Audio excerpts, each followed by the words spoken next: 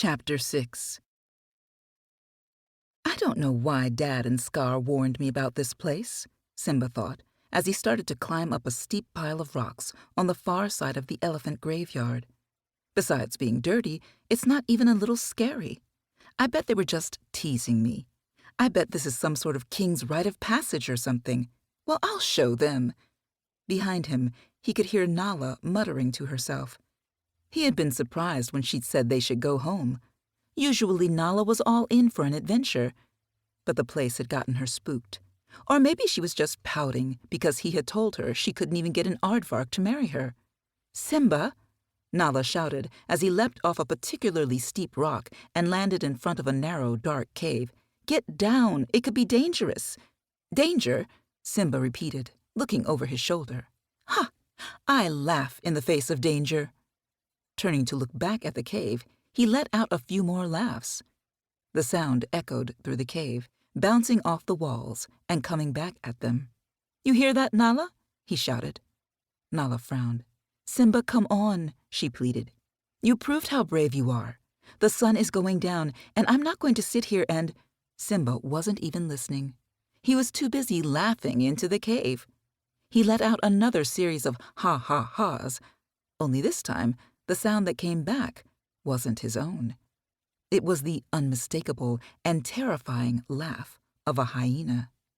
Before Simba could even turn to run or call out to warn Nala, a huge hyena charged out of the cave. His mouth was open wide, his long, pointy teeth covered in froth and saliva as he saw a fresh meal standing there. Just before he could bite Simba in two, Simba threw himself backward, tumbling down the rocks and landing, with a thud, right next to Nala. As the two cubs watched, hyenas began to emerge from every direction. They came out of holes in the ground, from imperceptible gaps between rocks, and from caves Simba hadn't even noticed. In seconds, the cubs were surrounded. The hyenas' laughter bounced off the jagged rocks, filling the elephant graveyard with a terrible sound. Suddenly, the larger group of hyenas parted, making way for two of their own to walk up to Simba and Nala. One of them could barely keep his tongue in his mouth, and the other was scarred, his fur thin and his eyes hard. The scarred one stepped forward, eyeing the cubs. "Well, look at this," he said. His voice was deep and raspy. "We weren't expecting guests today. Would you two cubs like to stay for dinner?" But it wasn't Simba or Nala who replied. "Yes, great idea," the hyena with the dangling tongue sneered. "You guys have to stay. We don't have much to eat, just some old bones to chew on." "Azizi," the larger hyena said, cutting him off. "I wasn't actually asking them to stay." The hyena looked confused. "But you just said stay," Azizi pointed out. "Why are you lying to them?" Simba shot Nala a look. They knew hyenas were not the brightest creatures, but Azizi was something else. Maybe there was a chance they could escape. If they could outsmart the hyenas, Simba figured they might just be okay. But then the other hyena snarled, baring his fangs. He was clearly growing tired of his companion's stupidity. "Because they are dinner," he said. "Understand?" Azizi's eyes grew wide as he looked back and forth between the cubs. Then, slowly, he began to nod. "Oh, I get it," he finally said. "That makes sense. But just to be clear, are they staying?" "We are eating them," the other hyena shouted, completely losing his cool. "Right now." Simba and Nala began to inch backward as both hyenas turned toward them, mouths open. Simba gulped. He might have been wrong to think they could get out of this. They were trapped, and there was no way they could escape. "Nobody touches them." At the sound of the commanding voice, the hyenas froze. Looking up, Simba watched as a large female hyena slowly emerged from a cave. Unlike the bumbling duo in front of them, this hyena was strong, her coat clean and her eyes clear. She walked with her head up, and as she passed, the other hyenas bowed and backed away, making way for their queen. Approaching the cubs, the large hyena looked down at them, studying them intently. Then a large grin broke over her spotted face. "Now, this is a meal I've waited my whole life for," she said, letting out a cackle. What an unexpected treat, to eat the son of a king. Simba swallowed nervously. This had to be Shinzi, the leader of the hyenas. He had heard of her, and clearly she knew who he was. Maybe that was a good thing? Maybe he could use it to his advantage. After all, if she was queen of the hyenas, perhaps there was some unspoken rule of respect for other royalty. Either way, he couldn't just stand there. Stepping in front of Nala, Simba puffed up his chest. "I am the future king," he said as loudly and bravely as he could, "which means you can't do anything to me." "He's telling me what to do," Shinzi sneered, his father's strength flickering inside. "I wonder how all that bravery will taste." She took a step closer, her lips pulling back into a snarl as she bared her teeth. Simba backed up, but she kept coming. He felt her breath on his cheek and saw the drool dripping from her fangs. He closed his eyes. "Let them go, Shinzi." Simba's eyes popped open. He had never in his life been happier to hear the sound of Zazu's voice. Looking up, he watched as the hornbill swooped down and landed in front of him and Nala. Spreading his wings to their full width, Zazu blocked the cubs from Shinzi. "They made a mistake, a horrible mistake," he went on. "But if you do this, you'll start a war with Mufasa." "Hyenas and lions have been at war since the beginning of time," Shinzi said, sounding unimpressed by Zazu's threat. "But Mufasa's bloodline will end here." Moving forward, Shinzi signaled to the others, and they too began to move. Zazu could give all the warnings he wanted. They were going to kill Simba, even if it meant war. Lowering his wings, Zazu turned his head. "Run!" he shouted to Simba and Nala. Simba didn't have to be told twice. Spinning on his back paws, he took off, with Nala right behind him. Simba ran as fast and hard as he could. His heart pounded in his chest as he scrambled up and over rocks, trying to outrun the hyenas. He could hear Nala right behind him, her breath hitching as she, too, ran for her life. He hadn't meant for things to turn out like this. He had just wanted to see what the elephant graveyard looked like, and maybe have a story to tell his friends. He hadn't meant to put them in danger, and he definitely hadn't meant to become a hyena's dinner. If they made it out of here, he was going to be in big, big trouble. The thought spurred him on, and his tiny paws moved faster. Glancing around, he frantically searched for a place to hide or a way to escape. But this was the hyena's home. There was nowhere to hide. Spotting a hole up ahead, Simba raced toward it. It wasn't the best option, but it had to be better than running out in the open. "In here!" he shouted over his shoulder to Nala just before he plunged headfirst into the opening. Inside it was dark, and the smell of hyena was overwhelming. Simba's nose crinkled in disgust as he leapt over something sticky, but he kept going, running deeper into the dark.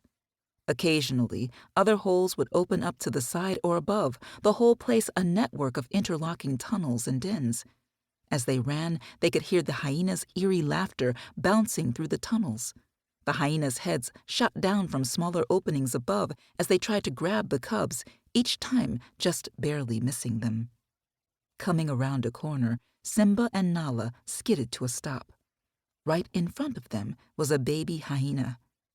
For a long moment, cubs and hyena just looked at one another, not sure who was more surprised, the cubs stumbling on the baby hyena, or the hyena baby getting unexpected visitors. The little hyena's eyes were wide as it cocked its head.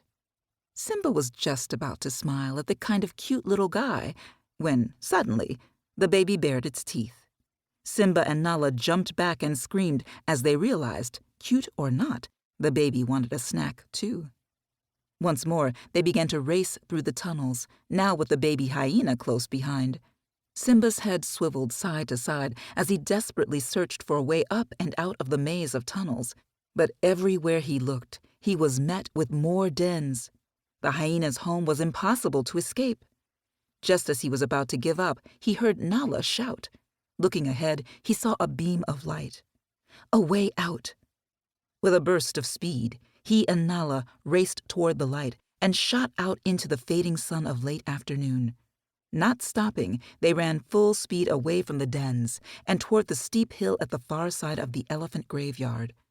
Behind them, they could hear the hyenas closing in. Reaching the hill, Simba began to climb, but his paws couldn't get a grip on the steep and slick rock, and he slid back down. Beside him, Nala's attempts were just as futile. They couldn't get out the same way they had come in. They were trapped. Hearing the terrible and now frighteningly close sound of hyena laughter, Simba slowly turned around. Then he gulped. Not only were they trapped, but they were trapped and facing a whole pack of hungry hyenas. Simba turned and looked over at Nala. His friend was shaking, her eyes wide with fear. He had never seen her so scared, and it made him even more frightened. He took a deep breath. This was all his fault. He had gotten them into this mess. He had to be the one to get them out, or at least he had to try. Stepping in front of Nala, he planted his paws and puffed up his chest. Then, tilting back his head, he roared. Or rather, he tried to roar. But he was a cub, and his roar was not very loud. It barely sounded over the hyenas' heavy breathing. The hyenas began to laugh hysterically. Some grabbed their bellies and fell to the ground, while others just howled and howled. Kamari, the tougher and meaner of Shenzi's two minions, pointed at Simba and, still laughing, shouted, "Did you hear that? The future king!" Overcome with laughter, he fell to the ground. "Our enemy," Azizi said, also laughing. "I'm so scared. Do it again." Simba growled under his breath. They were making fun of him. Fine. They thought he was just a little lion cub with a silly roar. Well, he would show them. Opening his mouth, he once more let out a roar. Only this time, the roar wasn't tiny. It was huge. It shook the ridge and every hyena to the core. Simba's mouth snapped shut as he realized exactly who had just roared. Turning, he had only a moment to see his father standing on top of the ridge before the king roared again and charged. In a flash of red and gold, Mufasa raced down the steep side of the hill and right into the throng of hyenas. His teeth snapped and his claws flashed as he threw aside the hyenas, scattering the yipping beasts in a cloud of dust. Simba watched open-mouthed as his father single-handedly put the hyenas in their place. He had never seen anything like it. As the other hyenas started to flee, Shenzi stepped forward. Her lips curled back, revealing her fangs as she tried to stare down Mufasa. But the king didn't flinch. Snarling, he lifted a paw, extended his claws, and swiped. The blow hit Shenzi right on the leg, sending her flying backward. She landed with a thud. Mufasa stalked forward, sending Shenzi scrambling back until she was cornered against a wall. There was no place to run. Mufasa stared down at the queen of the hyenas, his eyes boring into her with hatred. "If you ever come near my son again," he said threateningly. Shenzi shook her head. "No, Mufasa," she said weakly. "Never, never again." "You've been warned, Shenzi," Mufasa said. Then he turned and looked at the remaining hyenas clustered together. He didn't say anything, but he didn't need to. Immediately, they began to slink away, disappearing down their holes and into their caves. Shenzi was the last to go. Getting up, she kept her head down as she limped up the rocks and into her own cave. As the dust settled, Mufasa turned and looked at Simba. Simba shrank down, his eyes filling with tears. "Dad, I'm sorry," he said softly. In response, Mufasa turned his back on Simba. "Let's go home," he said, staring straight ahead. Hanging his head, Simba began to follow his father back toward the safety of the Pride Lands. Beside him, Nala tried to offer comfort, but he ignored her. He didn't deserve it. Not now. He had disappointed his father, and that scared him more than facing a pack of hyenas. Chapter 7. As they reached the Pride Lands, The sun was beginning its slow descent behind the horizon. The savannah was a riot of colors, golds, oranges, and reds hitting the grasses and making them appear to be on fire. Herds of animals were unhurriedly making their way home, eyes heavy and bellies full. It was usually Simba's favorite time of day. Usually. But not this evening. Glancing up from beneath lowered lashes, Simba looked at his father. Mufasa's back was still tense, his steps still angry. In the time they had been walking from the elephant graveyard, his anger had ceased to subside. Simba opened his mouth to apologize, but shut it again. What good would it do? He had betrayed his father's trust. There was no apology great enough. Zazu, take Nala back to Pride Rock. Simba's head snapped up at the sound of his father's voice. The king had come to a stop, his eyes fixed on a point in the distance.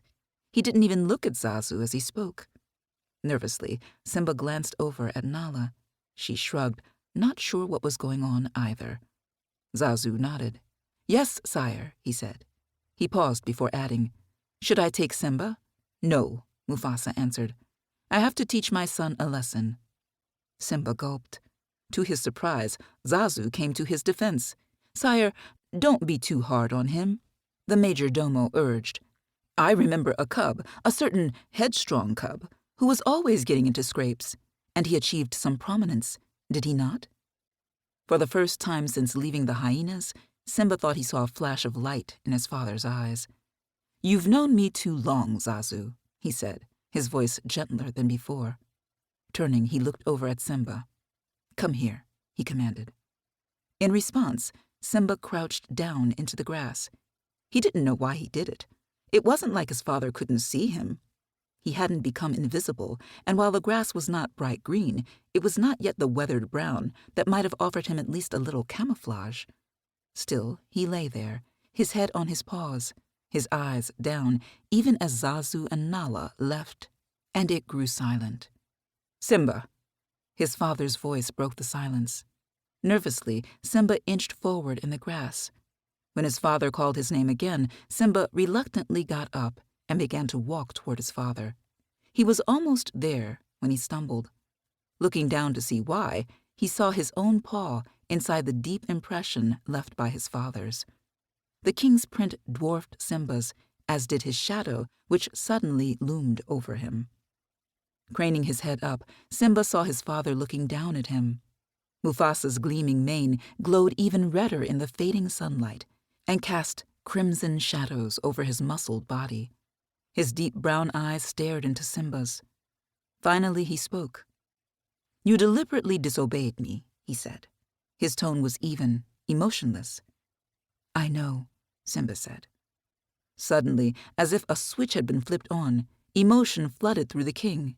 "You could have been killed," he shouted, his voice shaking. "And what's worse, you put Nala in danger." Tears welled up in Simba's eyes as Mufasa continued. "Do you understand what's at stake? You jeopardized the future of our pride." Tears poured down Simba's cheeks. He had never meant to endanger the pride or hurt Nala. He had never meant to hurt anyone. "I just wanted to show you I could do it," he said, his voice sounding tiny even to his own ears. "That I could be brave like you." For a long moment, Mufasa didn't say anything, and the pit in Simba's stomach grew. Having his father angry was one thing, but if he wouldn't talk to him, that would be the worst punishment possible. His father was his world. He was Simba's everything. Not being able to hear his voice would kill him. Just as Simba was about to beg him to say something, Mufasa finally spoke. "I'm only brave when I have to be, Simba," he said, "when there's no other choice." Simba cocked his head. "When there's no other choice?"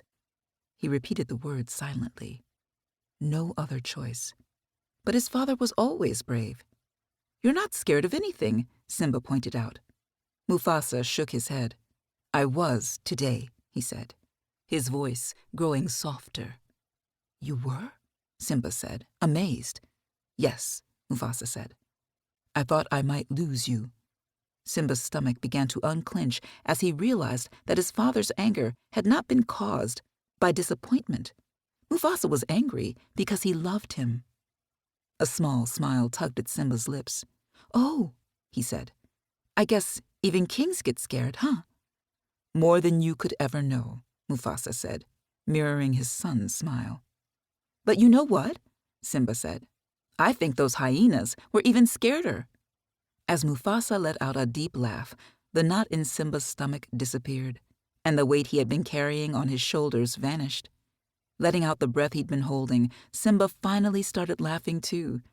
He had messed up big time, but it was going to be okay. He and his dad would be okay. "That's 'cause nobody messes with your dad," Mufasa said, still laughing. Then lifting a paw, he gestured for Simba to come closer. Mufasa pulled him into a hug, and father and son embraced for a long moment, each lost in thoughts of how close they had come to not being able to share any more moments like this one. Then, letting out a playful growl, Simba reached up and grabbed Mufasa's mane. As the pair rolled around on the warm grass, the sun finally sank beneath the horizon, and the first of the night's stars began to emerge in the sky. Father's and son's laughter mingled with the last of the bird calls, and a lone elephant trumpeted goodnight. Finally tumbling to a stop, Simba landed on top of his father's massive chest.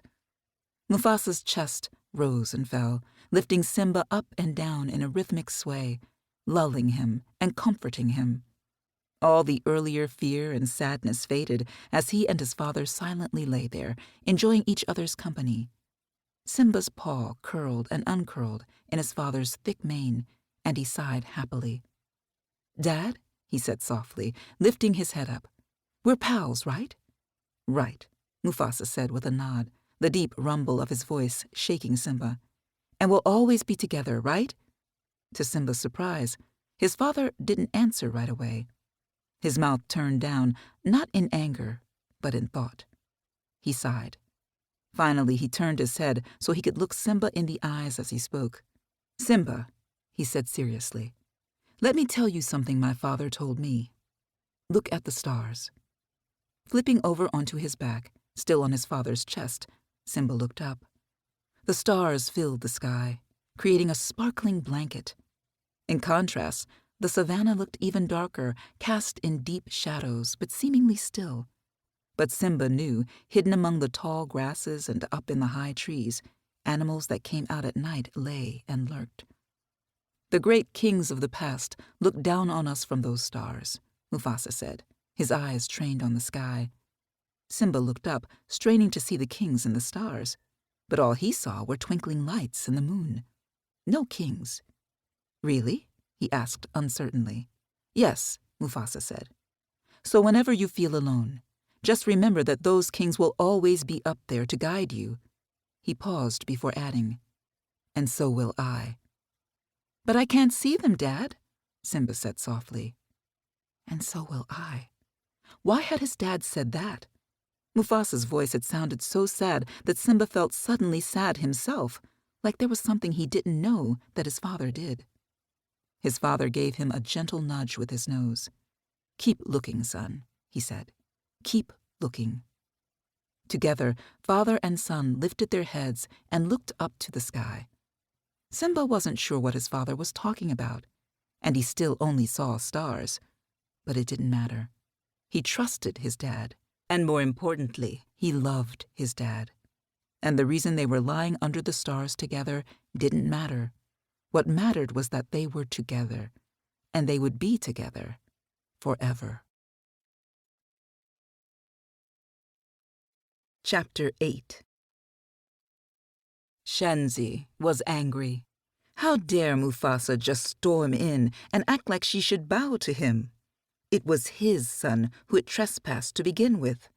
As queen, she had every right to punish the young cub as she saw fit, even if that meant making him a snack. And yet, here she was, licking a new wound on her leg, while Mufasa and Simba pranced back to the Pride Lands. Her eyes narrowed as she gave her leg an angry lick. It just wasn't right. Shenzi lifted her eyes to look around her lair. The cave was the largest of all the dens and offered room for at least half a dozen hyenas. She usually had visitors at any given time, and that number always included Kamari and Azizi, her main minions. The pair were currently sitting on the floor below the ledge Shinzi reclined on, snapping at each other and complaining. She half listened, their words becoming white noise as she went back to taking care of her wound. Kamari and Azizi were strong hunters, but neither was particularly bright, and Shinzi had learned long ago it was better to ignore them than engage with them. "Next time Mufasa comes here," Kamari said, "I'm going to teach him a lesson he'll never forget." Azizi cocked his head. "Come on, Kamari. What could you possibly teach him? He's a king, very wise," he said, once again completely missing the mark. Kamari let out a sigh. "I wasn't actually going to teach him anything," he said. Still not getting what his friend meant, Azizi smiled. "You could teach him how we chase the sick and injured," he suggested helpfully. "What I meant was," Kamari said, his words clipped and his claws digging into the dirt as he tried not to scream in frustration, "he will pay for what he's done to us." Azizi's eyes widened in comprehension, and he began to nod. Then he smiled widely and let out a happy little cackle. "Then you're in luck, because there he is." Shenzi's head snapped up, and her hackles rose. Following Azizi's gaze, she saw the faint outline of a lion moving toward them through the darkness of the cave entrance. Slowly, Shenzi got to her feet and began to make her way toward the opening. The sun outside somehow made the cave seem even darker, and the shadow of the lion took shape as he came closer. Shenzi's eyes narrowed and her lips pulled back. The lion walked slowly and casually, as if he didn't have a care in the world that he was walking into a den full of hungry, angry hyenas. Shinzi began to shake her head. She knew Mufasa. This lion wasn't him. There was something slinky in the way he moved, his head down and the mane thin. Mufasa's walk was commanding. His head was always high. Behind the lion, hyenas began to emerge from their dens, their teeth bared, growling and hissing as they began to surround him. Finally, the lion walked out of the shadows. Shinzi raised an eyebrow. As she had suspected, it was not Mufasa. Instead, it was his brother, Scar. She cocked her head, keeping her distance as she waited to see what he had to say. But she wasn't a fool. She signaled to the hyenas to be ready. If he made a move toward her, he would become the snack Simba should have been. "You fools have stripped your land of every living thing," Scar began, looking around at the dark cave full of the remains of earlier meals. "And yet I send 2 little cubs your way, and they come back alive." Kamari shrugged. "I guess we'll have to eat you instead."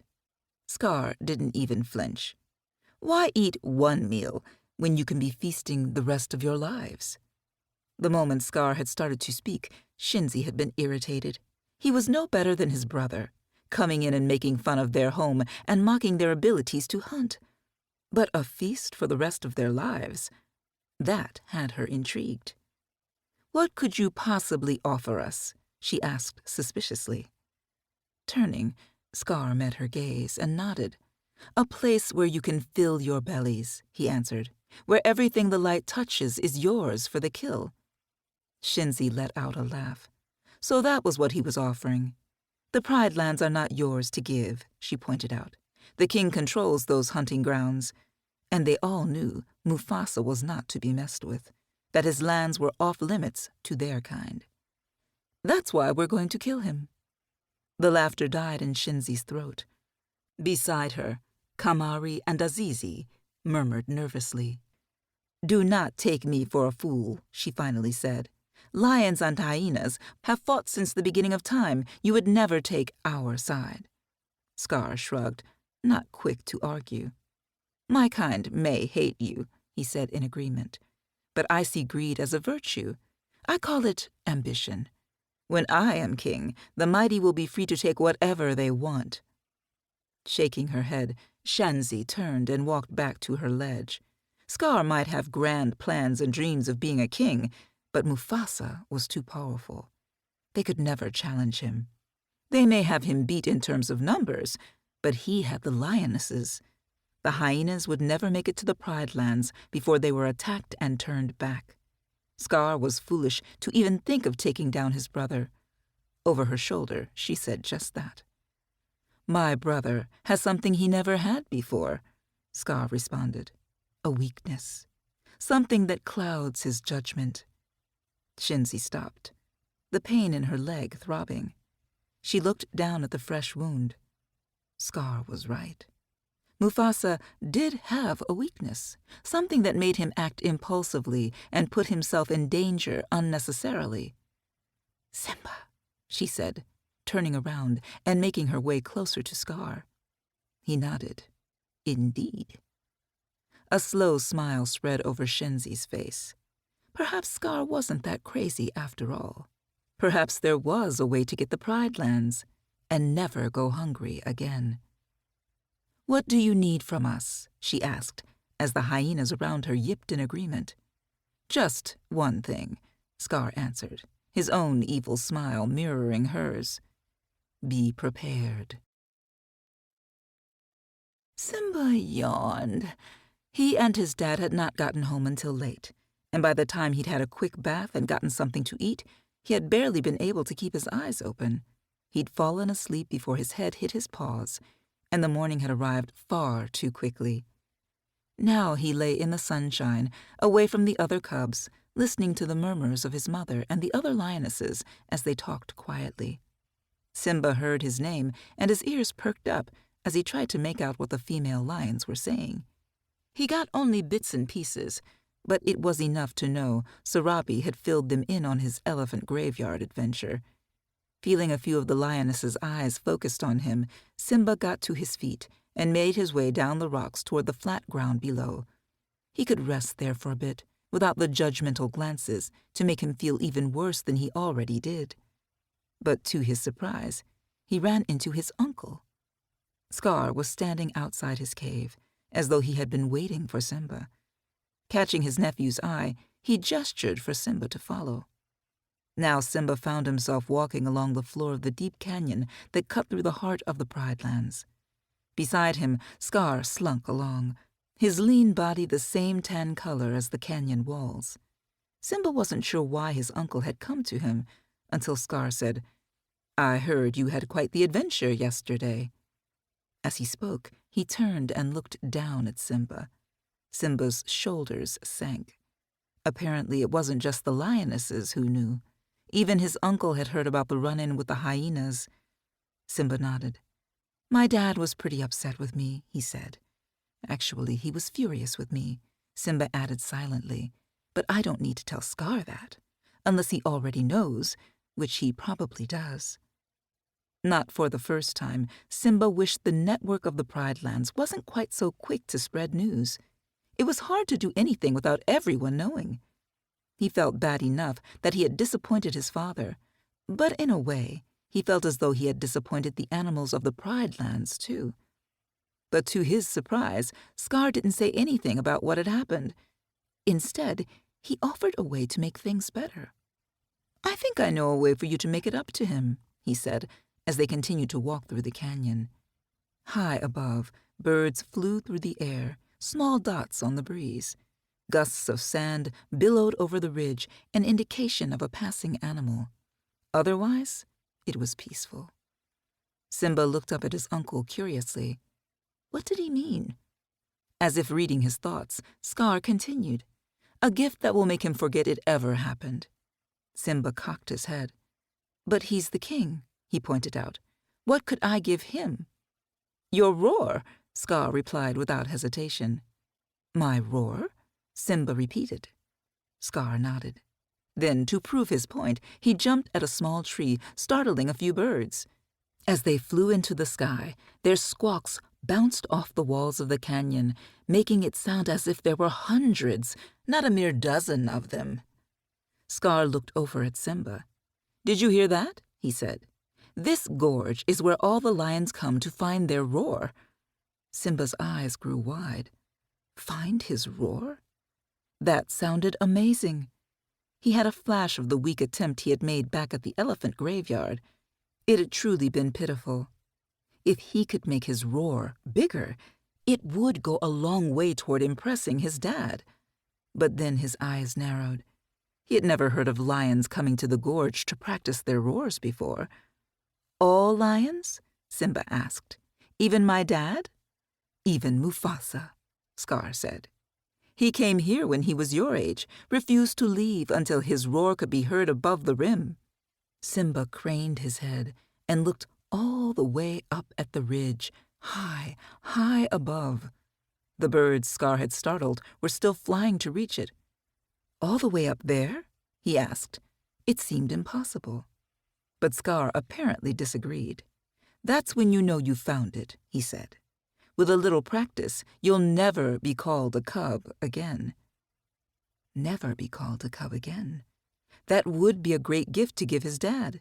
If he could show him that he had learned his lesson and found his own roar, Mufasa would have to be proud of him.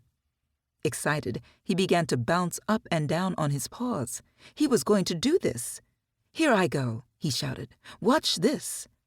Taking a deep breath, he rushed forward and then stopped short. Raising his head, he let out a roar. The small sound bounced off the canyon walls once, twice, and then stopped. Simba's excitement faded slightly at his first failed attempt. "You'll get it, Simba," Scar said, giving him an encouraging nudge. "It just takes time. I'll check on you later." As his uncle turned to go, Simba called after him, "Dad will be so proud, won't he?" Scar stopped and looked over his shoulder. "It's a gift he'll never forget," he said. Then with another wave goodbye, he turned once more and began to walk away. Simba watched him go. There had been something odd in the way his uncle looked at him that made his tummy feel funny. Almost like Scar knew something Simba didn't. Then Simba shrugged. It was probably nothing. After all, he had barely spent any time with his uncle. He didn't know him well enough to know if he was acting funny. And Scar had given him a great idea for a gift. Stalking over to the tree, now empty of birds, Simba spotted a small chameleon, its scaly skin not quite the same color as the tree it was trying to hide on. Creeping closer, with his belly nearly touching the ground, he kept his eyes on the chameleon.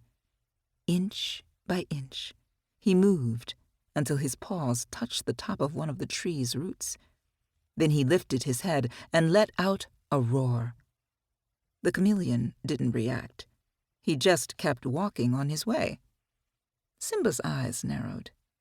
So the chameleon wasn't scared. Well, he would show him what a real lion sounded like. Once more, he took a deep breath, and then, with all the strength his body could muster, he roared. The sound echoed up and around the walls of the gorge, bouncing between the flat surfaces of the rust-colored rocks. Simba smiled as he watched the chameleon stop in his tracks and heard his own roar echoing back to him. "See?" Simba said proudly. "That scared you." He roared again.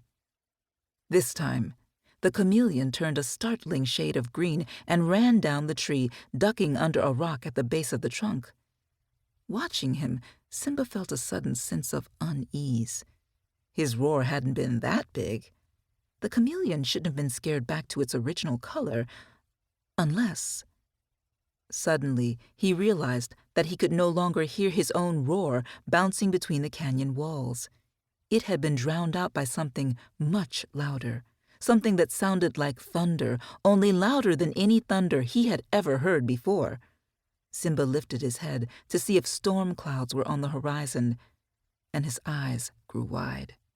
The sky at the top of the gorge had grown dark, but not from clouds. A herd of wildebeests had appeared at the top of the ridge. As Simba watched, hundreds of the heavy animals spilled over the ridge and began to wildly gallop down into the gorge.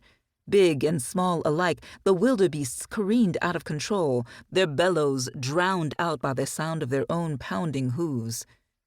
From where Simba stood, it looked as if they had become one single giant mass. A giant mass of dust and noise and deadly hooves, all coming right toward him. Simba turned and ran for his life. Chapter 9. Mufasa stood still, his eyes scanning the horizon. His patrol had been quiet so far. An angry elephant and a dispute between two meerkat families over feeding grounds had kept him occupied for a short time. Otherwise, the savannah had been peaceful, and Mufasa had found himself taking the time to enjoy the sun on his coat and the quiet that was such a rarity for him. He smiled as his mind wandered to thoughts of Simba. His son had been so upset after his run-in with the hyenas, as had Mufasa, but that night, as he'd shown his son the same patterns in the sky that his own father had shown him years ago, any lingering bad feelings faded. Suddenly, as he sensed movement in the distance, Mufasa's head snapped up. The smile vanished, and his eyes narrowed as he saw a cloud of dust rising from the canyon that cut through the center of the Pride Lands. The telltale flapping of wings alerted Mufasa to the arrival of Zazu. He knew, even before his major domo spoke, what he was going to say. Nevertheless, he allowed him to report. "Sire," Zazu said, "the herd is on the move." Mufasa nodded. "I know," he answered. But it was strange. The herd had only just moved to their summer feeding grounds a few days ago. It was unlikely they would be turning back already. Unless...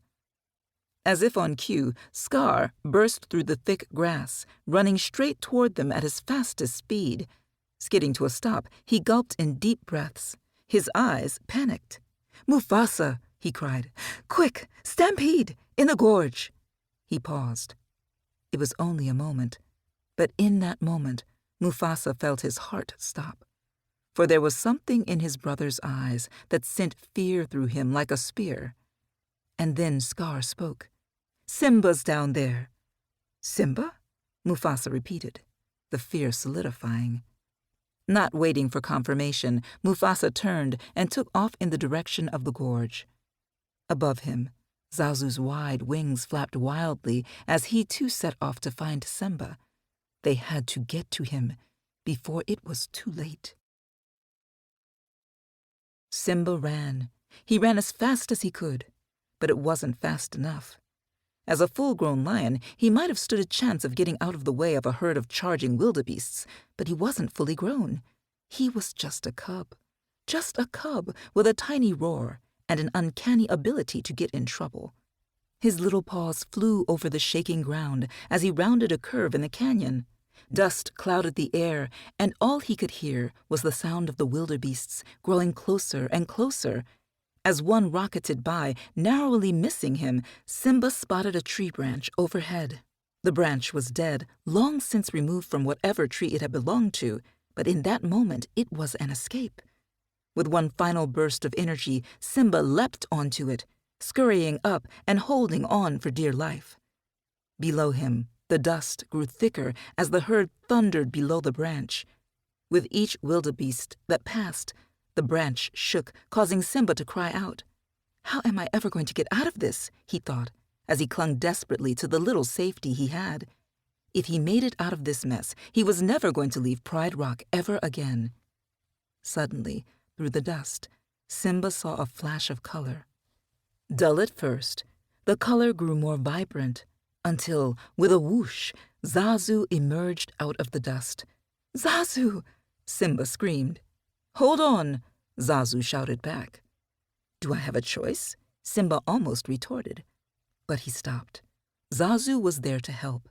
If he told Simba to hold on, Simba was going to do just that. Keeping his eyes on Zazu's brightly colored beak, he watched the bird flap up toward the ridge nearby. He let out a happy cry as he spotted his father and Scar standing together. Scar must have told Dad I was here, Simba thought. It didn't matter that his surprise gift was no longer a surprise. His dad was there. He would save him just like he always did. But Mufasa wasn't moving. The giant lion was staring down at the sides of the steep canyon. Following his gaze, Simba gulped. It was a sheer drop from where they stood. Mufasa would have to go all the way back to the entrance of the gorge if he was going to make it down, And by the time he did that, Simba's tree branch, and Simba himself, would probably be smashed to smithereens. Watching anxiously, Simba saw his father back up, disappearing from sight. Then, suddenly, he reappeared, racing toward the ridge. He leapt, his body arcing high and long over a narrow spot in the gorge. He landed with a thud on the other side, and without breaking his stride, he began to race down the rocky side. While the opposite wall was sheer, the one Mufasa made his way down now offered some outcroppings. Still, the momentum of his jump and his body was strong. Reaching the bottom, he kept going, racing toward the middle of the canyon floor and Simba beyond. As Simba's branch creaked ominously, Mufasa jumped up on a small plateau of rock opposite his son.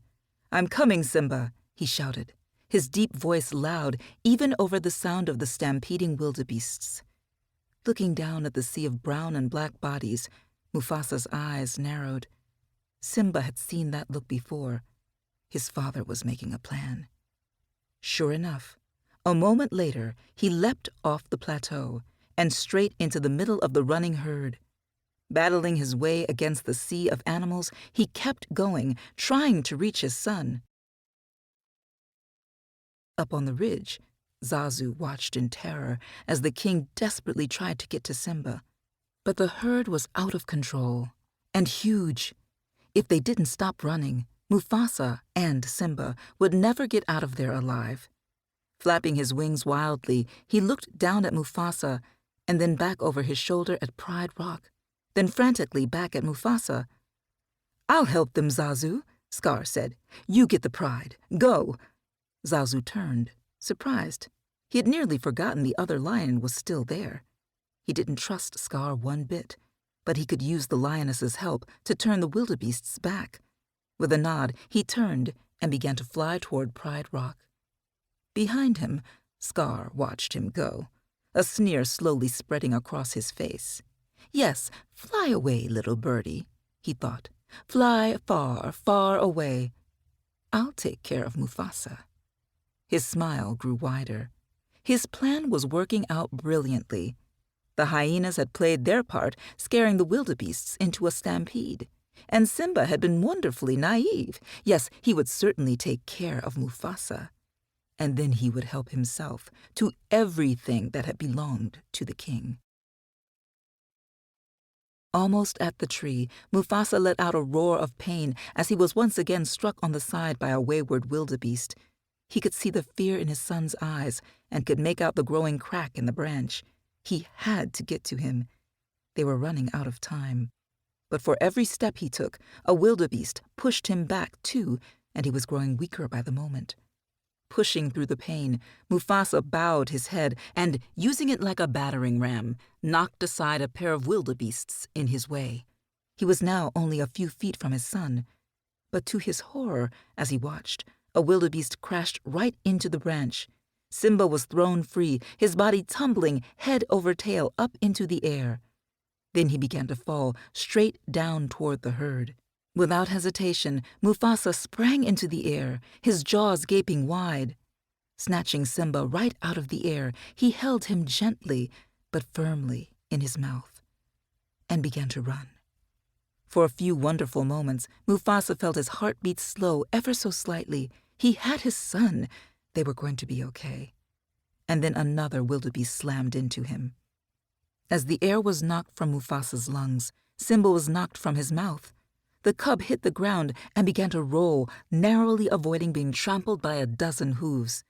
Pain ricocheted through Mufasa's side. He shook his head and began to make his way over to Simba. Once more, he grabbed him, and then, spotting a small, stable ledge, he threw him onto it. Simba would be safe there for now. But the ledge was too small for both of them. He would need to find another place to wait it out until the stampede was over. "Don't move, son," he shouted. Simba nodded and opened his mouth to speak.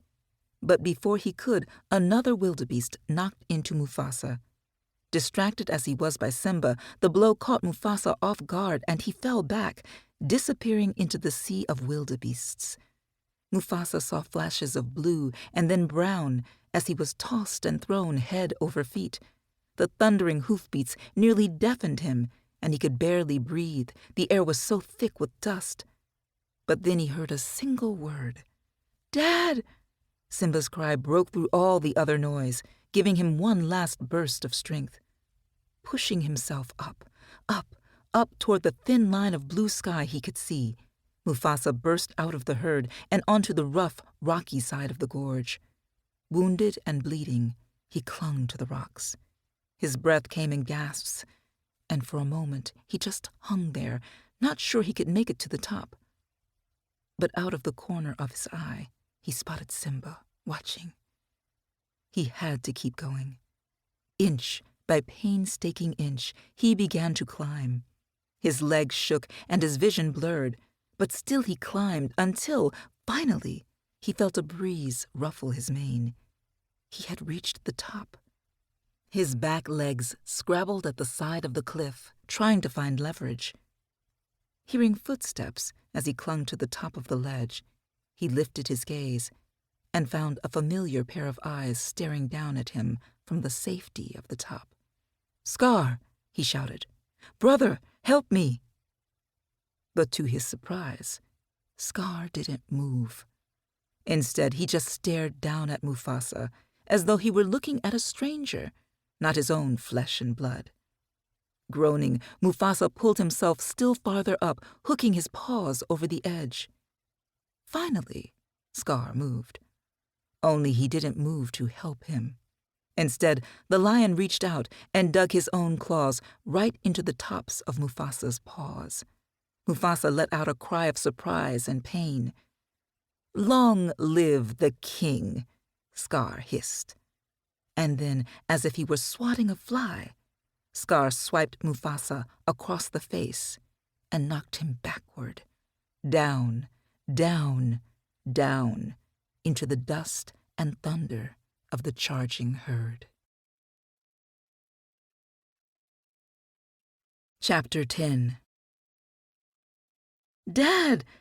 Simba's eyes followed his father as he fell from atop the ridge. For one happy moment, Simba had thought Mufasa made it safely to the top.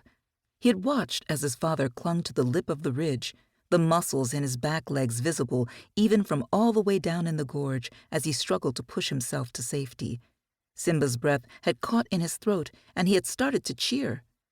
But the cheer had turned to a scream as he watched his father fall backward and plunge toward the ground. Simba's gaze stayed on him as he fell toward the huge dust cloud created by the wildly stampeding wildebeests. He kept looking even as his father disappeared into the dust without a sound. 1 minute there, the next gone. And his gaze stayed trained on that very spot as the wildebeest's number began to dwindle and the stampede came to an end. When the sound of the wildebeest's pounding hoofbeats could no longer be heard, Simba jumped off the rock and raced into the gorge toward the spot where he had seen his father fall. But while the herd was no longer there, the dust still was, making it hard to see. Simba frantically searched, mistaking rocks and mounds of dirt for his dad. Over and over again he called out, "Dad!" But the only sound that came back was his own voice, echoing off the canyon walls. Suddenly, finally hearing something other than his own voice, Simba looked behind him hopefully. "Dad?" he called out. But as the dust cleared, he saw it was just a lone wildebeest chasing after the herd. As the animal ran by him, Simba didn't even bother to look at it. He couldn't, because all he could see was his father lying on the gorge floor beyond. As a cry caught in his throat, Simba ran toward his father. "Dad!" he shouted, reaching his side.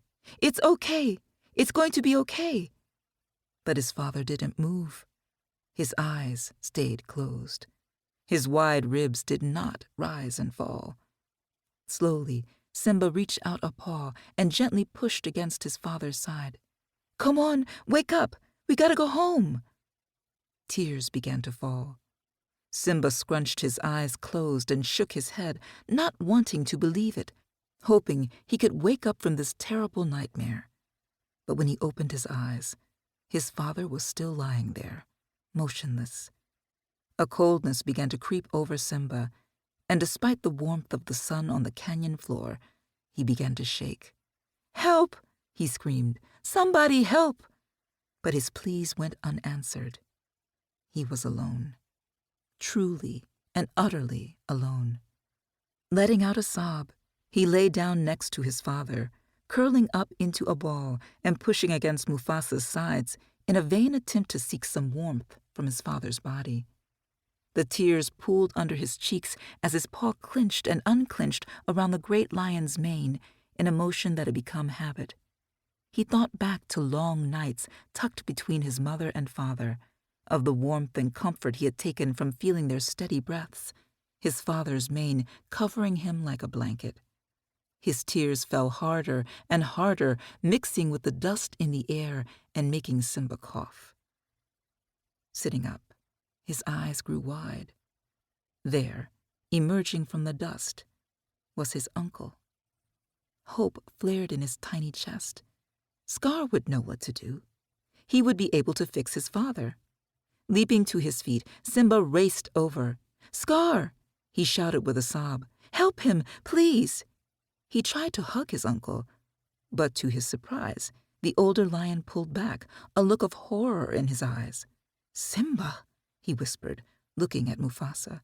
"What have you done?" Simba backed away. What was Scar talking about? He hadn't done anything. "It was a stampede," he said. "He tried to save me. It was an accident. I didn't mean for it to—" His voice trailed off, doubt creeping in. It wasn't his fault, was it? The stampede had just happened, and his dad was just trying to save him. There wasn't anything he could have done differently. As if sensing his doubt, Scar put a paw on Simba's shoulder. "Of course you didn't. No one means for these things to happen," he said gently. Simba looked up, startled to see the iciness in his uncle's eyes.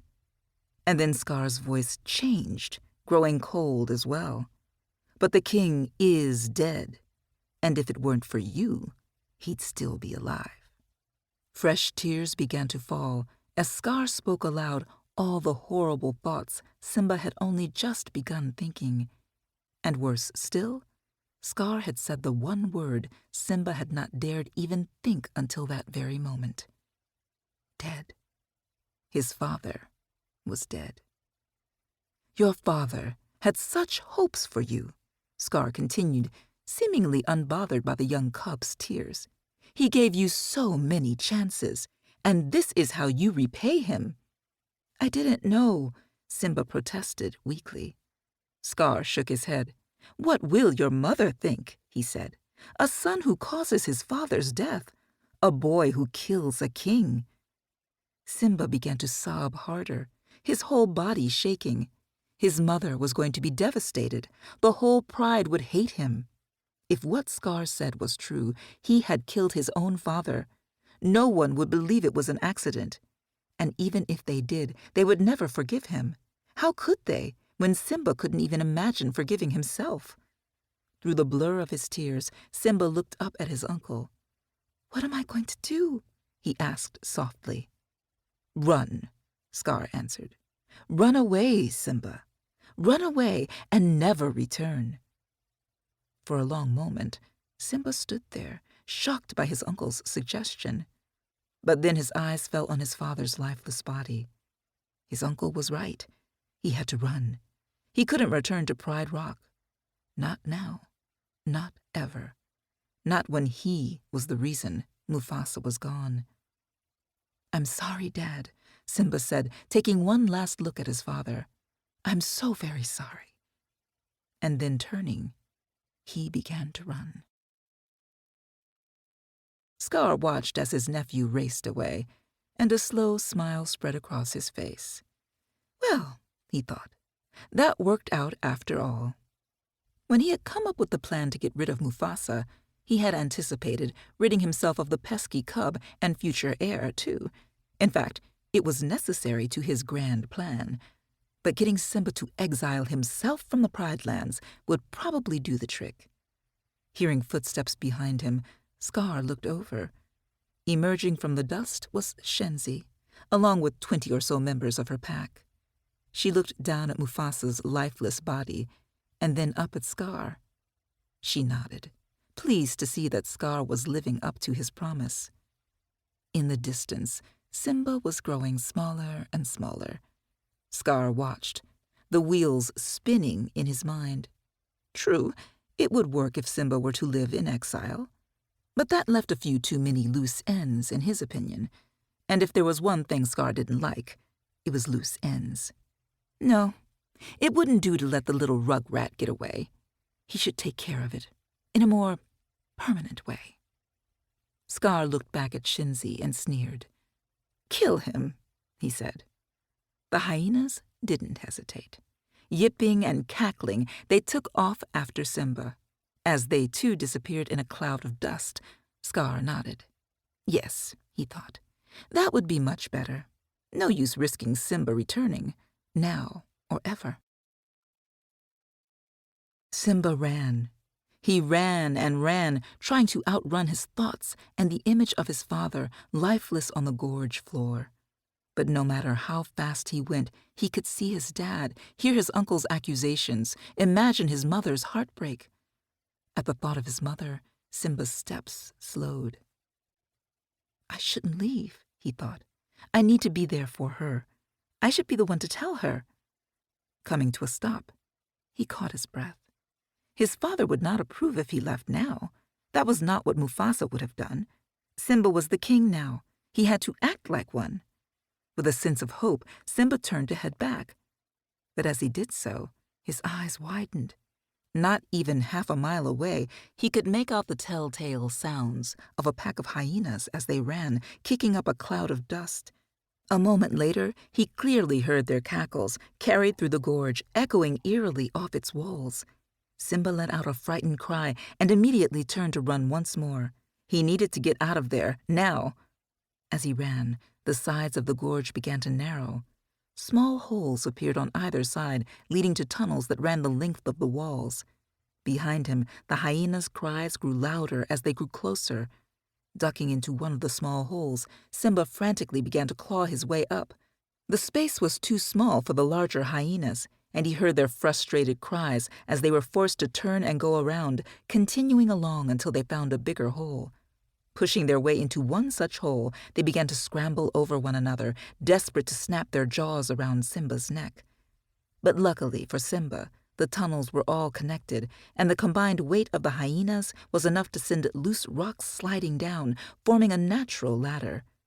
Quickly, Simba began to race up toward the top of the ridge, bursting into the sunlight a moment later. His triumph was short-lived, however. He had reached the top, but he had come up in a spot where there was nothing but a little bit of ridge, and then a cliff that dropped straight down. There was nowhere to go. A moment later, a huge hyena emerged behind him. His giant jaws snapped and drool dripped down, covering the rock in a slimy layer of saliva. He began to advance towards Simba. Simba looked back and forth between the hyena and the cliff, not sure which was the worse option. But just then, the hyena lunged. Simba didn't hesitate. Letting out a cry, he threw himself off the cliff. Seconds later, the hyena followed, not by choice, but because the momentum of his lunge had made it impossible for him to stop. Together, Simba and the hyena fell through the air. The ground had seemed so terribly far when Simba was up on the ridge, but as he helplessly dropped down, it approached far too rapidly. There was a thick canopy of trees below, and just visible through the clear patches, Simba could make out the hard ground. The canopy grew closer and closer. Simba closed his eyes as, beside him, the hyena kept snarling and snapping. Then he felt his body hit the leafy top of the canopy, and he began to bounce from branch to branch, the sound of his body thudding against the wood loud, the pain excruciating. As if from a great distance, Simba could hear the sound of the hyena's pained screeches as he also fell through the trees. For what felt like forever, Simba dropped until finally, with a thunk, he landed hard on a wide branch. He reached out quickly to grip the sides of the wood, stopping his momentum and giving him the chance to hang on. Letting out a deep breath, he lay there, trying to slow his pounding heart. He looked up, up, up to the ridge far above. He couldn't tell if there were any hyenas left, but he had to imagine they assumed he was dead. He should have been dead, but somehow he wasn't. Getting to his feet, he walked across the branch to where it met the trunk of the tree. Driving his claws into the wood, he began to slowly make his way down to the ground in a series of slips and slides. When he finally reached the bottom, he found the hyena lying motionless in the leaves. Simba didn't hesitate. Jumping over him, he began to run again. He wanted to put as much distance between himself and the ridge and those hyenas as possible. He had been foolish to think of going back. He could never return. Chapter 11. Scar watched as the sun slowly inched over the distant horizon. As the beams touched the savanna, the grasses erupted in golds and oranges, as if on fire. It was a beautiful start to the day, a day he had been waiting for a long, long time. Turning his back to the sunrise, Scar looked out over the gathered lions. They stared at him, suspicion in their eyes. A few of them were perceptive enough to look frightened, sensing that something wasn't right. His earlier arrival at the top of Pride Rock had been met with confusion. He never ventured above his den. Without saying a word to the other lionesses, he had made his way to Sarabi and broken the news of Mufasa's death. It had been a wonderful moment, just as he had always imagined, watching as Sarabi's eyes filled with understanding and then devastation, listening as the other lionesses lifted their heads and roared in grief. Through it all, Scar had stayed silent, waiting for his moment. And now, the time had come.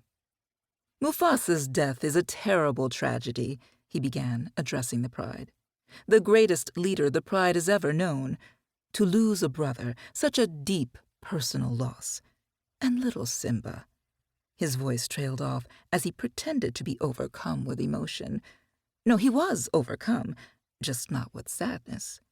When Shenzi had informed him that Simba had tumbled off the cliff, his plan had been made complete. What he felt now was simple. It was happiness, or at least his version of happiness. Taking a deep breath, Scar looked at Sarabi as he continued. Simba, who had barely begun to live, a cub whose blood held our future. He shook his head. It's almost too much to endure. I only wish I had gotten to the gorge in time, been there to save them. Turning his back on the lionesses, he began to walk toward the summit of Pride Rock.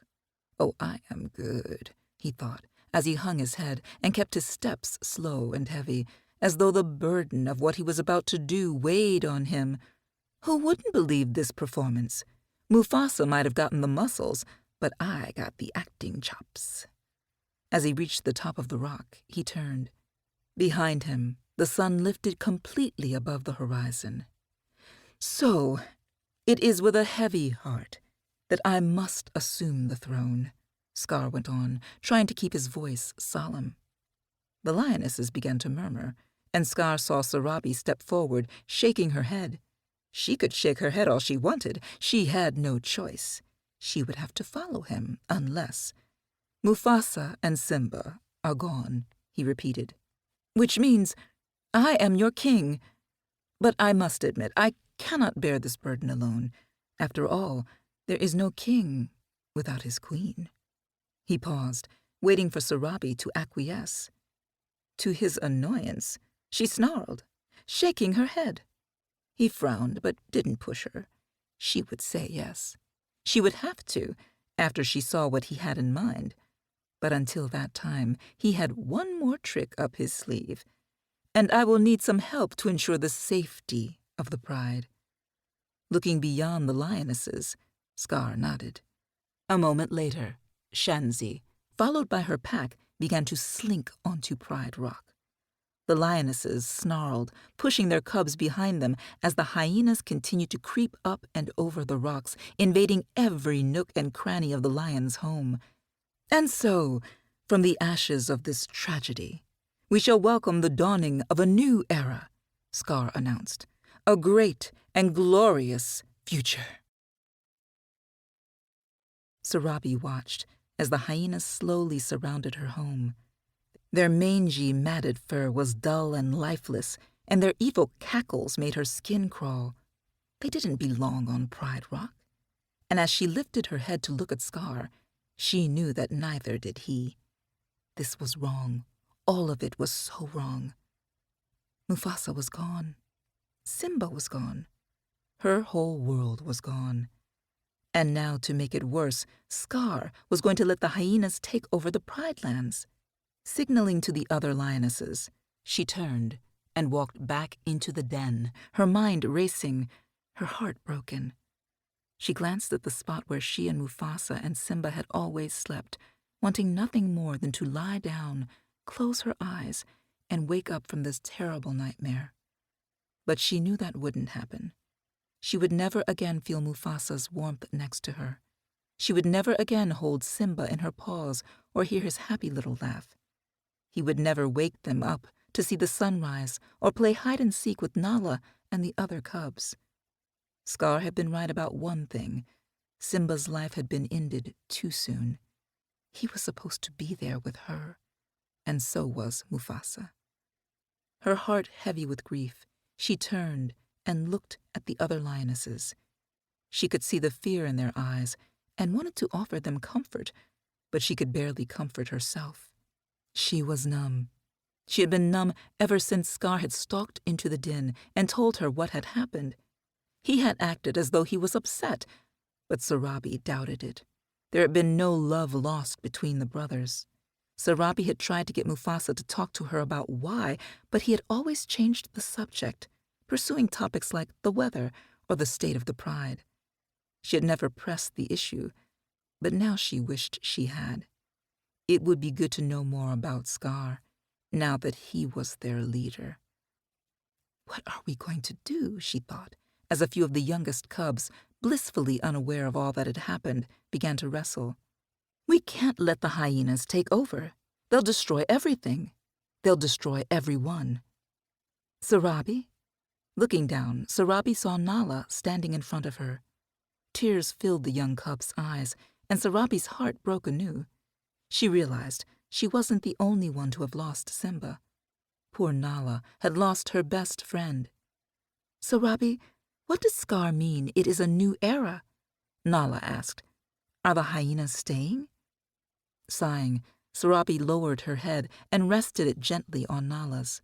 The movement, one that she had done hundreds of times with Simba, sent an ache through Sarabi. She inhaled deeply, taking in the scent of the den and the watering hole lingering on Nala's fur, the smell so close to Simba's, so close, yet so different. Just like everything now. I honestly don't know, Nala, Sarabi finally said, lifting her head. She stood and walked back to the entrance of the den. Outside, the hyenas were helping themselves to the food from the lionesses' last hunt. She heard their nips and snarls as they fought one another for the few remaining bites. The lions never nipped or snarled. They killed what they needed and shared equally. I think Scar believes we can live with the hyenas, she went on. But lions and hyenas have never been able to live peacefully. Mufasa would never have let this happen, Nala said softly. I miss him. I do too, young one. I miss him so very much. What are we going to do? Nala pressed. Behind her, a few of the older cubs had moved closer, interested to hear what Sarabi said. Looking at their faces, Sarabi saw Simba in each. She couldn't let them down. She needed them to have something to believe in. It was what Mufasa would have wanted and what Simba would have deserved. Lifting her head, she gave a determined nod. We, she said boldly, are going to stay strong. We are not going to let the hyenas take over. That's what Scar wants. But it won't happen. She paused. She didn't trust Scar. She hadn't trusted the look in his eyes when he had told her Mufasa and Simba were gone. He had seemed almost eager to tell her. And then he had made the comment about her being his queen. She would never be his queen. Mufasa would remain in her heart for the rest of her life. While his words might have sounded sincere and his declaration of a glorious future might have sounded promising, Sarabi knew better. The hyenas moving onto Pride Rock was just the beginning. Things would get worse. And it was her job, as the Pride's queen, to keep calm and protect the lions as best she could. "I don't know what will happen," Sarabi finally said. "But I promise you, I will do my best to help us. Let the hyenas think they've won. Let Scar believe we will go along with his future. But we will know that isn't the truth. We must keep our heads up, our ears open." She looked over at the older lionesses. "When he asks us to hunt, don't always succeed. Better we starve than feed those mangy hyenas. Never go anywhere alone. We need each other, the Pride, now more than ever." The other lionesses began to murmur in agreement. Sarabi smiled gently at them. They had all suffered a loss. Yet they were still there, still strong. Looking once more out of the den, she gave another determined nod. "I promise you, Pride Rock will always be our home." At least I hope so, she thought, as she stared out at the cloudless blue sky, so strangely peaceful when inside she felt so stormy. Because after all that I've lost today, I can't lose my home, too. Chapter 12. Every bone in Simba's body hurt. His head pounded, and his eyes were swollen shut. The side of his body lying against the hard desert ground burned, as did the opposite side exposed to the sun. He had been lying there for what felt like days. After his fall from the cliff, he had just turned and run blindly, his only goal to get as far from the hyenas and the Pride lands as possible. So Simba had run. Soon the savanna grasses had given way to soft sand, which, in turn, had given way to an endless sea of brown dirt. The hard-packed ground, cracked from the unrelenting sun that beat down on it day after day, offered no protection for the young cub. He had gone without water or food, plodding forward slowly while his thoughts raced. Images of his father falling flashed through his mind. He saw Scar's look of dismay and horror. His head thundered with the sound of the wildebeests. And through it all, moving in and out of his other visions, he imagined his mother. He pictured her eyes full of tears as she heard about Mufasa's death, and then imagined her anger when she realized he was the reason the king was gone. That thought alone was enough to keep Simba running. He could never return, not when he had let everyone down. But now he was pretty sure returning wouldn't be an issue, since it seemed he would probably die out here. Over the pounding of his head and his own labored breathing, he could make out the sound of buzzards flapping overhead. They always arrived when an animal was close to the end, the harbingers of death, as it were. The flapping came closer as the large birds descended, and then Simba heard a few of them land nearby. As they began to circle him, Simba tried to open his eyes, but the slightest movement sent pain screaming through his body, and he finally gave up, letting his eyelids stay closed, blocking out the harsh sun and keeping him in the dark. Then suddenly, he heard the buzzards' wings begin to flap more frantically as they called out to each other. A moment later, there was the unmistakable sound of hoofbeats, and the ground under Simba shook. Just as a wave of exhaustion ushered him toward unconsciousness, Simba thought he heard a loud voice. The last thing he was aware of before he slipped away was someone shouting, "Bowling for buzzards!" Pumbaa took a step back.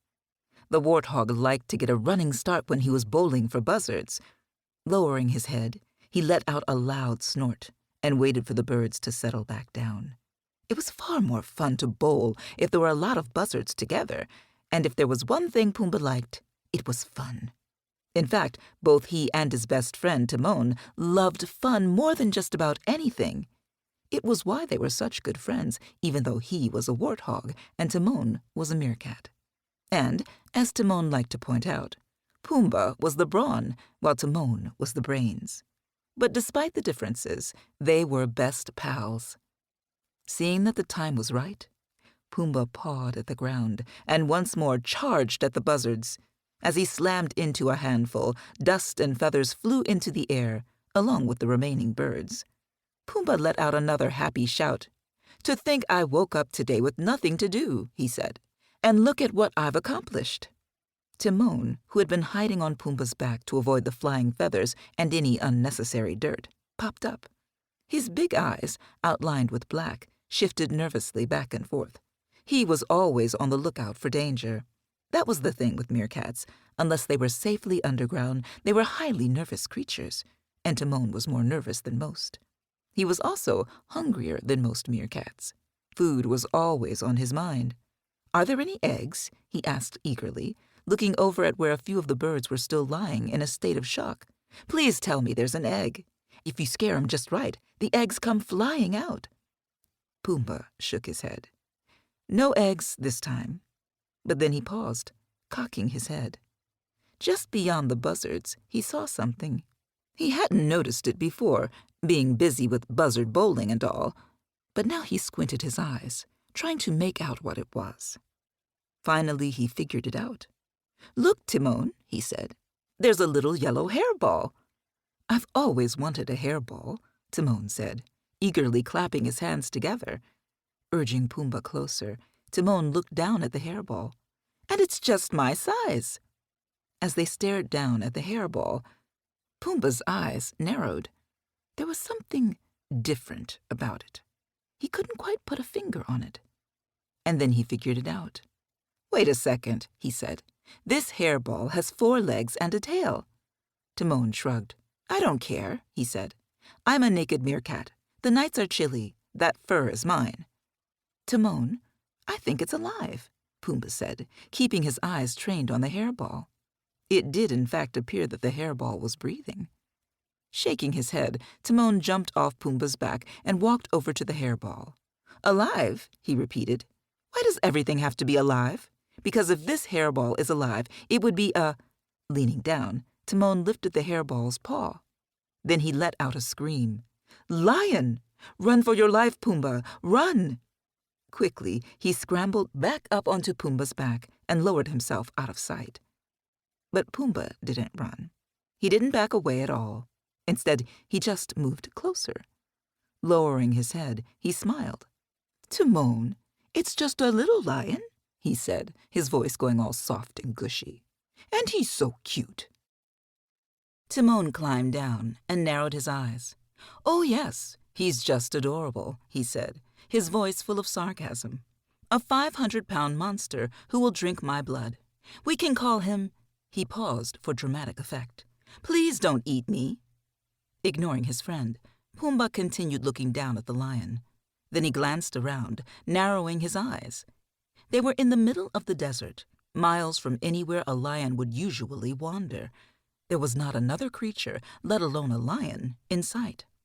"He's all alone," Pumbaa said sadly. But then his face brightened as a wonderful idea came to him. "Can we keep him? I promise to walk him every day and clean up his little mess." Timon held up a finger, stopping Pumbaa mid-sentence. He had seen his friend get excited before.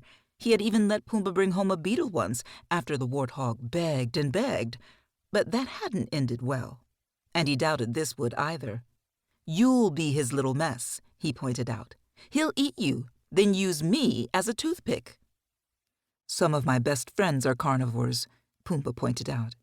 "And one day, when he's big and strong, he'll be on our side."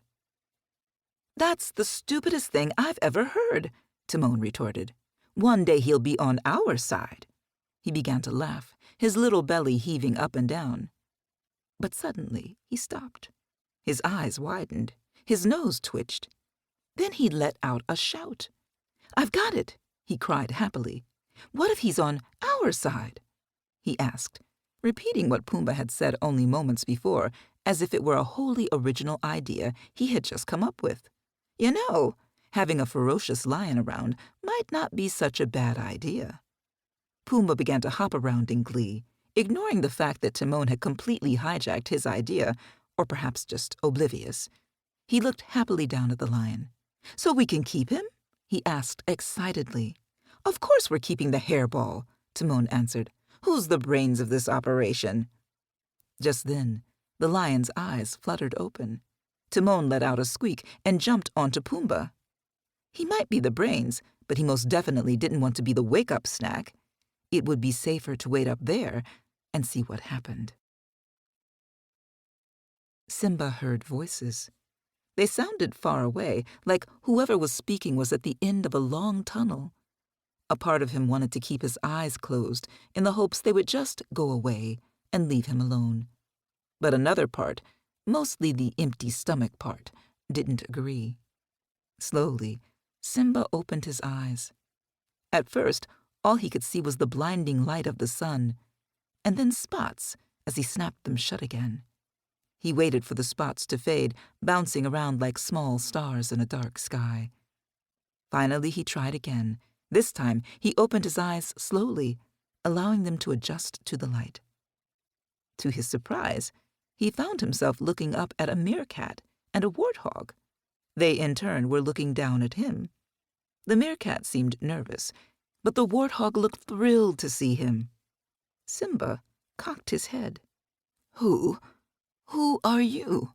he asked, his parched throat making the words sound scratchy. "We're the guys who saved your life," the meerkat answered. "Risked everything, fought off angry vultures." "I'm Pumbaa," the warthog said, shooting his friend a look Simba couldn't quite read. "And this is Timon." The meerkat nodded. "There were hundreds of them," he went on, clearly fixated on the vultures. "It was horrible. No need to thank us." He stopped and waited for the thanks he hadn't asked for. When Simba didn't say anything, Timon shrugged. "Did I mention we saved your life?" Simba sighed. "Wish you hadn't," he thought. "Would have saved everyone a lot of trouble." Getting to his feet, he turned his back on Timon and Pumbaa and slowly began to walk away. Every step felt like he was walking over shards of glass, and his stomach growled, his insides twisting in protest at the lack of food. "Hey!" shouted Timon. "Where are you going?" "It doesn't matter," Simba answered as he continued to walk. Seeing a small, dirty puddle of water, he lowered his head and took a few sips. The water was hot and full of grit, but at least it curbed his thirst. All those times he had protested going all the way to the watering hole flashed through his mind. What he wouldn't give to have the chance to go there now, to be back with his mother, or playing with Nala. His shoulders slumped, and he stopped drinking. What was the point of thinking about any of it? Behind him, he heard Pumbaa's concerned voice. "He's so sad," the warthog said. "We have to help him, Timon." Simba heard hoofbeats, and then Pumbaa appeared next to him. "Hey, kid, what's eating ya?" Before Simba could even answer, Timon piped up. "Nothing," he said. "He's the top of the food chain." He paused and looked expectantly at the lion and the warthog. Both of them looked back blankly. "Get it?" he pressed. "Nothing." "Food chain?" Still nothing. Shrugging, Timon moved on. "So where you from?" "Who cares?" Simba snapped. "I can't go home." He was surprised by the defeat he heard in his own voice. But it was the truth. What good would it do to tell Timon and Pumbaa about his old life? It was a life he could never get back. Timon cocked his head. "So if you can't go home," he said, another thought coming to mind, "does that mean someone from home will come looking for you? And by someone, I mean a large, hairy beast?" "Nobody will ever look for me," Simba said softly. To his surprise, Pumbaa seemed thrilled by that answer. "No family?" he cried. "So you're an outcast?" Timon was pleased too. "That's great. So are we." Clapping his hands, he gave Simba a huge smile. For the first time since Simba had opened his eyes, the meerkat seemed to relax. In fact, as Simba watched, Timon settled down on the ground near the muddy puddle and put his hands behind his head. "Tell us about it, kid. We love a good outcast story." Pumbaa plopped himself down too. "Those stories always make me cry," he said, "especially if the outcast falls in a hole and has to eat its own foot." Simba looked back and forth between the odd pair. Were they serious? It was hard to tell. But even if they were, it wasn't like he was going to just tell them everything that had happened. "Let me guess," Timon said. "You were too small?" Simba shook his head. "Too slow?" Timon asked. Simba shook his head again.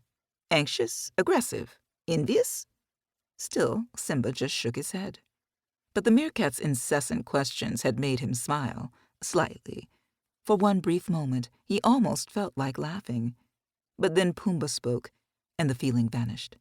"I also like the ones when the outcast accidentally eats a relative," the warthog said, tears welling up in his eyes at the mere mention of it.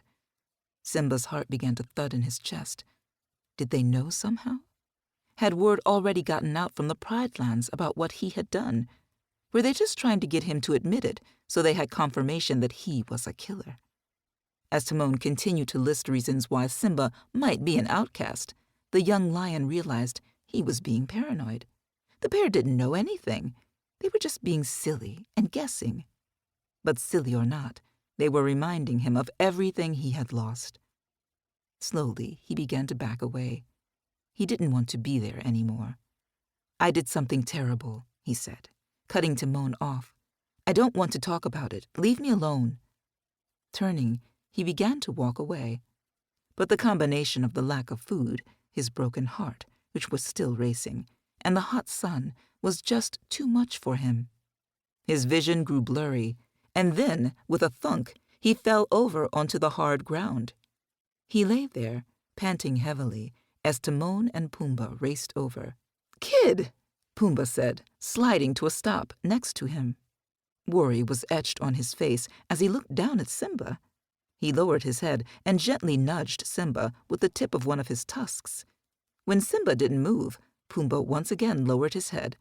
Only this time Timon lent a hand too, and together they got Simba back on his feet. Simba sighed deeply. "There must be something we can do," Pumbaa pleaded, clearly not happy to see the lion cub so unhappy. Simba shook his head. The old him would have said thank you. He probably would have even had fun telling the warthog and the meerkat all about his crazy adventures and what kind of king he would be someday. But now all he could think about was what had happened. All he could see was his father's lifeless body, and all he could imagine was the look of disappointment on his mother's and Nala's faces. "Not unless you can change the past," he finally said. "Nobody can change the past," Timon pointed out. "But the future, that's our specialty." Despite himself, Simba looked up, intrigued. "You can change the future?" he asked. Pumbaa nodded. "We'd be happy to change yours," he exclaimed. "It's easy." Simba didn't understand. How can you change something that hasn't happened? Thrilled to be asked a question he could answer, and sound smart doing so, Timon held up a finger. Always the showman, he waited for a long moment before answering. "Well, to change the future," he said, "you gotta put the past behind you." Taking his finger, he pointed it behind him. "Way behind," Pumbaa agreed. "I put mine behind that rock. Or was it that rock?" The warthog, distracted for a moment, began to sniff around a pile of rocks that all looked exactly the same. Simba watched, a bemused expression beginning to spread over his face. Timon was ridiculous. There was no way to change the future, no matter what he said. And Pumbaa was just plain silly. Still, he couldn't help listening as Timon went on. Forgetting his past? Being able to move on? It sounded better than where he was now, that was for sure. "Look, kid," Timon went on, "bad things happen, and you can't do anything about it, right?" "Right," Simba agreed. To Simba's surprise, Timon shook his head. "Wrong," he shouted. "When the world turns its back on you, you turn your back on the world." His voice grew louder as he got caught up in the moment. Simba listened with growing interest as Timon and Pumbaa explained what he had to do as an outcast. They had a plan, he quickly learned, that included leaving the past behind him, embracing his future, and forgetting any wrongs. When they paused, Simba narrowed his eyes. "That's not what I was taught," he said, thinking about the circle of life his father had described to him. How everything was connected, nothing was forgotten, and everything was important. It was the exact opposite of what Timon and Pumbaa were saying. Timon shook his head. "Maybe," he suggested, "you need a new lesson. Repeat after me. Hakuna Matata." "What?" Simba asked. "It means no worries," Pumbaa explained, as though that made everything clearer. Right. No worries, Simba thought, as Pumbaa and Timon continued to ramble on. That sounds fantastic, but how can anyone live without worries? Apparently Timon and Pumbaa could, and they quickly told him just how. Their life, they informed him, hadn't always been so footloose and fancy-free.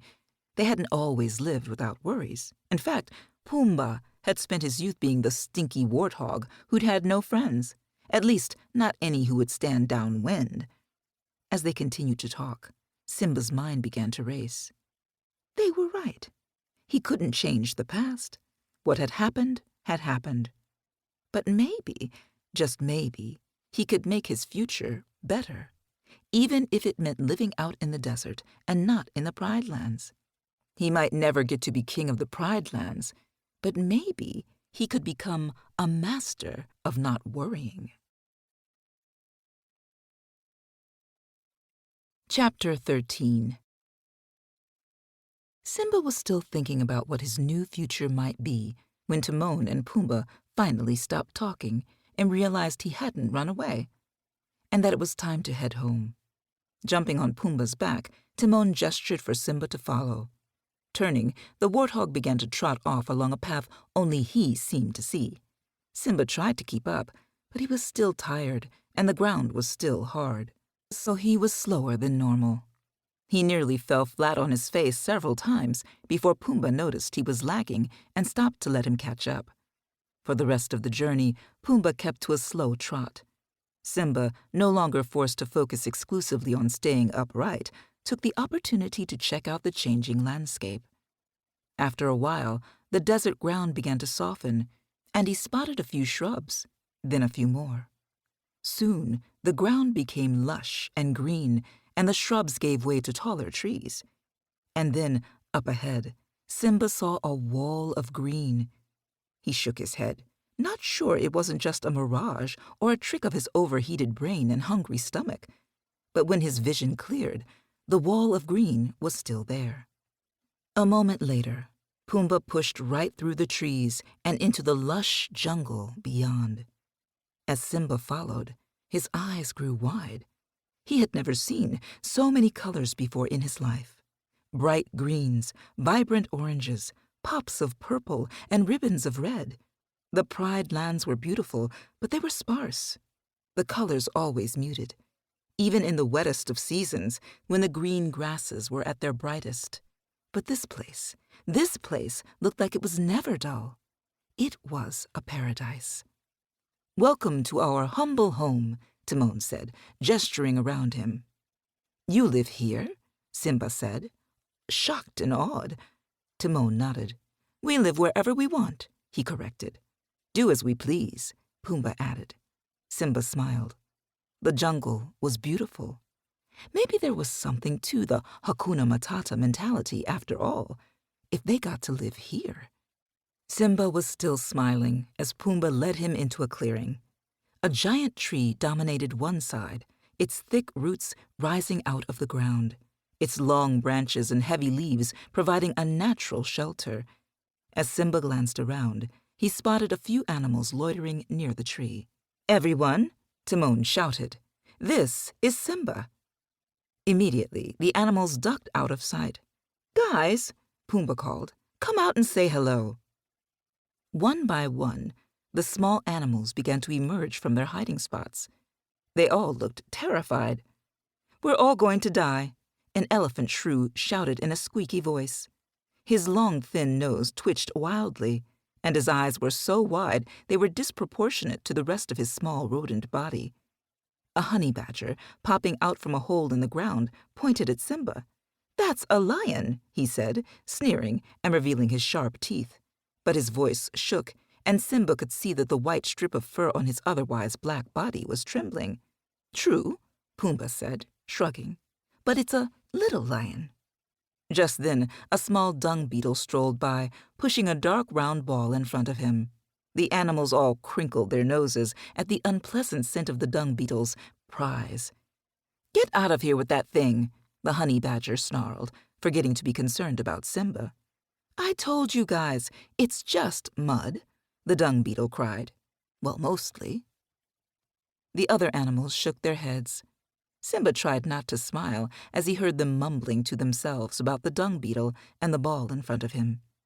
Noticing the lion was smiling, the other animals backed up nervously. The smile, while innocent, revealed a few too many of Simba's teeth. "What about food?" a bush baby asked. Seeing Simba's teeth had made everyone think the same thing. "Have you thought about feeding that thing?" At the mention of food, Simba's stomach let out a loud growl. "I'm starved," he said. "I could eat a whole zebra." The clearing went silent. Even the dung beetle stopped rolling his ball. The animals froze. Simba watched, confused.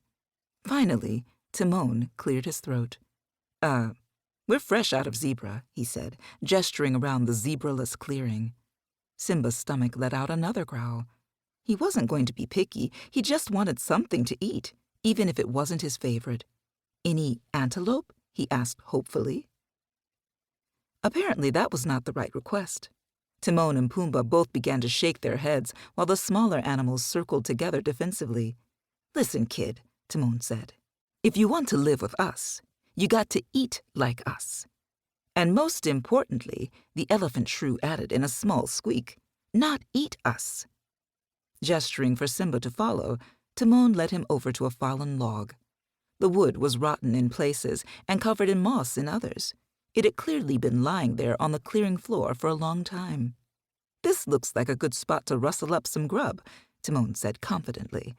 Simba looked down at the tree and then up at Pumbaa, who was standing next to him. He cocked his head. This looked like a good place to get food. It didn't look large enough to be hiding a zebra or an antelope or even a small topi. Catching Simba's look of bewilderment, Pumbaa lowered his head and hooked his tusks under the log. Then, with a grunt, he lifted it up. Simba took a startled step backward as he caught sight of thousands of insects squirming in the damp, dark ground. Some were pale, their bodies plump and slimy. Others were segmented, with hard shells and lots of feet. A few appeared to have wings, and Simba was pretty sure he saw a couple that had pincers. "Ooh," he said, crinkling his nose in disgust. "What's that?" he asked, pointing to one of the rounder, plumper bugs. "A grub," the honey badger answered. "What's it look like?" "Gross," Simba answered. "Really, really gross," he added silently.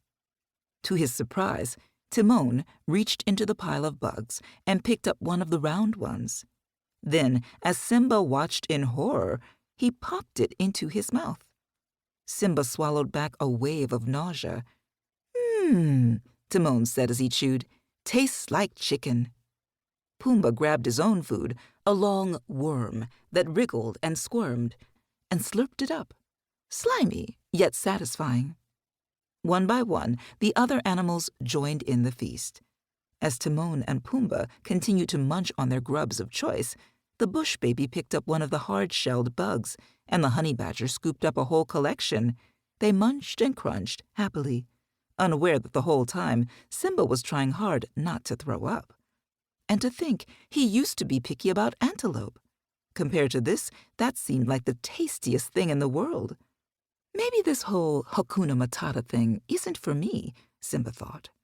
He couldn't imagine ever eating a single bug, let alone living off them. And while he liked Timon and Pumbaa, the other animals didn't seem so warm and fuzzy. An image of the den on Pride Rock and of snuggling with his family flashed unexpectedly through his mind. He couldn't imagine cuddling like that here, despite how beautiful the jungle was. Sadness began to creep back over him, and he lowered his head, hoping no one would notice.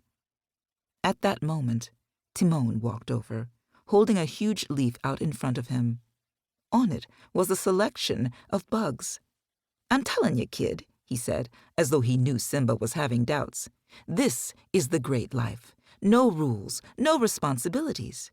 And the best of all, no worries." He lifted one of the plumpest bugs off the leaf and held it out to Simba. "Well, kid?" Simba looked down at the bug, his mind racing. True, this was not Pride Rock. The bug was no antelope, and Timon and Pumbaa weren't Nala or his mother. But no worries, no responsibilities, getting to forget all the bad things he had just run from. That did sound good. So maybe his life was going to be different, but at least he had a place to call home now, and maybe, hopefully, even some friends. Taking a deep breath, he nodded. "Oh well," he said, grabbing the bug. "Hakuna Matata." Opening his mouth and closing his eyes, he tossed the bug in. Then he began to chew. To his surprise, it wasn't so bad. He began to smile. "Slimy," he finally said, opening his eyes, "yet satisfying." As Timon and Pumbaa let out cheers, Simba grabbed another bug from the pile. Yes, he thought, as he continued to eat. This may not be what I imagined, but it is a heck of a lot better than being on my own. Plopping down on the warm ground in front of the log, he listened as the other animals chatted and laughed while Pumbaa passed gas and Timon told them about the vulture bowling and saving Simba. Their voices faded in and out as the sun shone down through the canopy of trees, dappling the ground with light. It was peaceful. Simba's stomach was getting full, and he was no longer as tired. In fact, for the first time since he had run from the Pride Lands, Simba felt something welling up in his chest that wasn't grief or heartache. He felt hope.